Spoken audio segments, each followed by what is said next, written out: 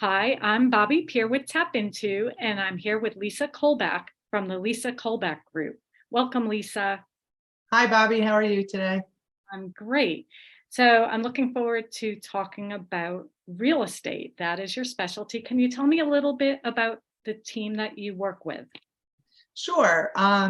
So I have a team of, I'm the team lead, and I have a team of 3 agents, Susan Geweiler, Ashley Higgins, and Monica Pietzak. Um, they are all strong agents that I brought to work with me, and they both work with buyers and sellers. What's going on in the real estate market? I mean, I know it sounds cliche, but I would like to know what happened since the pandemic to now, and what do you expect in the spring? Okay, so you know, after the pandemic, May of 2020, I always tell people my phone started ringing May 1st and didn't stop. And come May of 2022 is when we finally felt a little bit of a slowdown. And I think that had the raising interest rates was an impact, and everybody kind of just paused a little bit. Um, Predicting the future is more difficult than ever.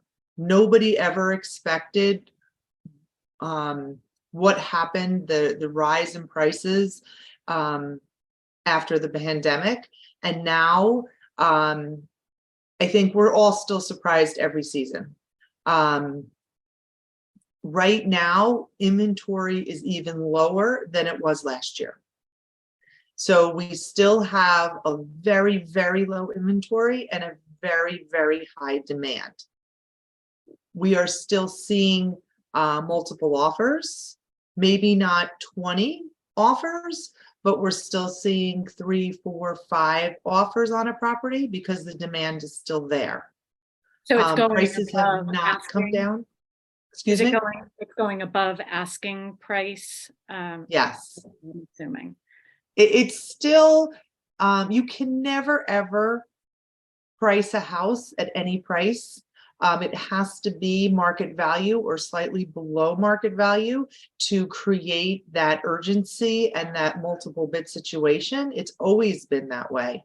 We're not seeing the dramatic increase in prices, but we're also not seeing prices falling off a cliff from 2022. So what are you seeing that the buyers are looking for in Berkeley Heights? What makes Berkeley Heights desirable? Well, believe it or not, comparatively to New Providence, which I think is our best, comparable town, our taxes are lower. Oh, okay. So that is definitely impactful to have our taxes just a notch lower. Our prices are slightly lower too for the same house, although since the pandemic, our prices, caught up a lot. Our average sale price is definitely in the low 7s now, where it used to be more in the mid 6s. Okay. So that definitely has risen as well. But again, our schools, our train, our community, all of that is impactful as to why people want to live in Berkeley Heights. And of course, we know that because we're both residents here. I'm a So little partial. I am too. So with all this new construction coming in, the redevelopment projects, and some are rentals, some are townhouses, are you seeing that impact is it driving more people into Berkeley Heights that may not have looked in Berkeley Heights, and maybe they might see a house instead of one of the apartments or townhouses?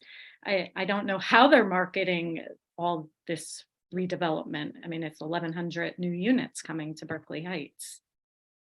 I do know that the senior housing was a big hit. I mean, that is full. That was full right away. Phase 1 and then phase 2 was full. I also know that people that sold their house and wanted to take advantage of the market just got out and sold and went and rented over there. I had a couple clients that did that.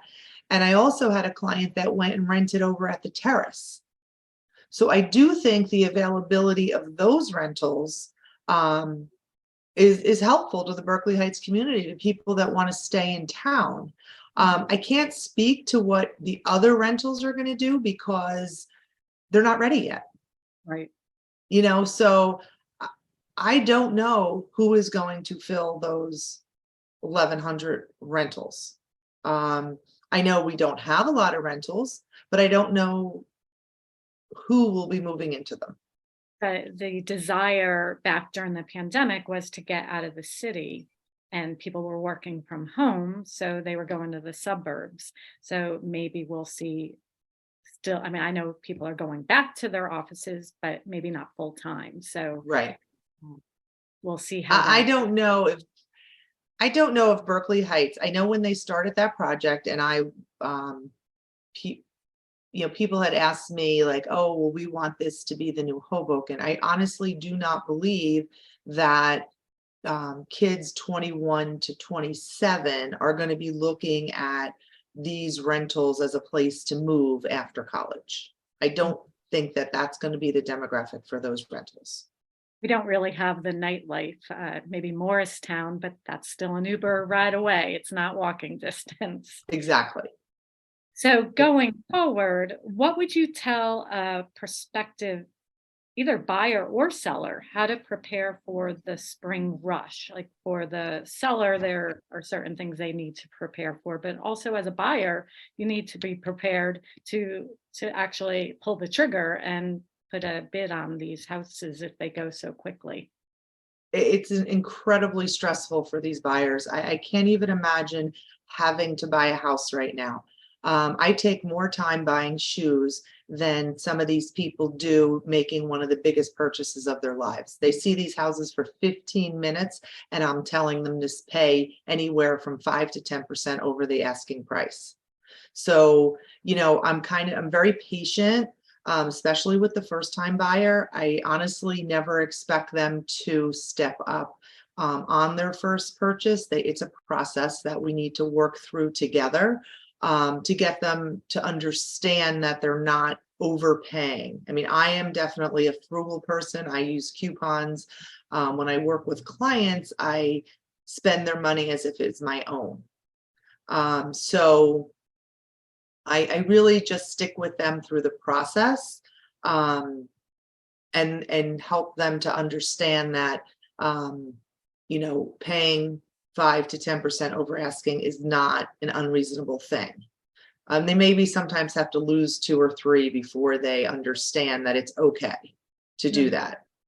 Sellers, I feel like this spring, I mean, since January, really, I really feel like they're getting maybe the last bite at the apple for, multiple offers and crazy prices. I didn't foresee that for this spring because the fall did slow down quite a bit. But the interest rates, people new to the market in January, the interest rates doesn't affect them because they didn't know 3, 4, 5%. So now that they're paying 6.5, they call their mortgage broker and they say, hey, how much can I afford? And they go look at a house. So there's nothing to compare it to. People that own a home that have their 3% mortgage rate, they're afraid to give it up.